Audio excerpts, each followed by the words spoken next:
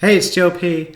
I am a Preventive Controls Qualified Individual, which is not that elite of a title. In fact, there's one at every food plant. I just wanted to check in and let you know that although you may hear news tonight about another food processing facility closing, it's only temporary and you are safe. So I just want to let you know a little bit how it works, because the agriculture industry is so important. We're part of that since we are a food equipment manufacturer. There are more cattle in Kansas than there are people. So odds are if you had beef in the last, week, then it's got about a huge chance of coming from Kansas.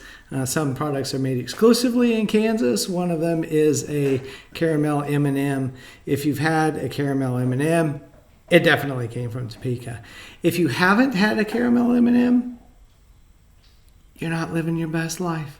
Anyway, about the food plant closure in Holton. As I mentioned, every plant has PCQI, and that means that plant's got emergency procedures already thought out and written, and they are implementing that plan right now. No matter what they do as far as testing goes, no matter who's affected, and we all pray for their health and safety of everyone in that plant, the food supply of America is completely safe. COVID-19 is not spread through food. It is not a foodborne illness. President Trump and our governor, Laura Kelly, had a meeting just this week about food safety and the food supply of America. And it will give you some insight about how this process is going to work. Likewise, Governor Laura Kelly of Kansas, a terrific state, terrific people, hard workers, that's for sure, right? Hard workers. Laura, would you like to say something? You have these wonderful people right here, and they'd love to hear from you. Governor, please. I do. Thank you, Mr. President. I appreciate the invitation here today, and I appreciate what your team has done for us. Thank you. As we have been working our way through this pandemic and the recovery. I think one of the most significant things that has happened was when we put out a cry for help with our meatpacking plants. Yes.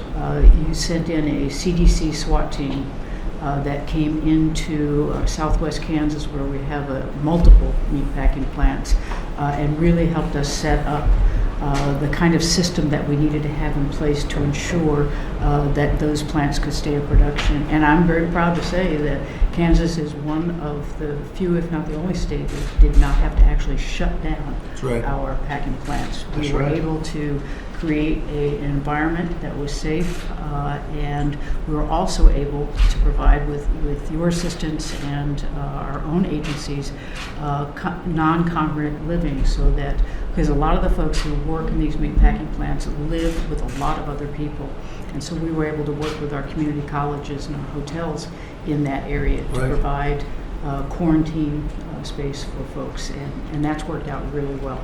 And our people worked very well together. I have to say, your representatives and my representatives really worked well together. They did a good job together.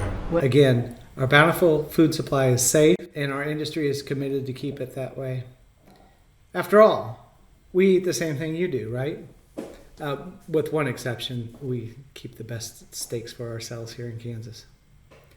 Until next time, happy landings.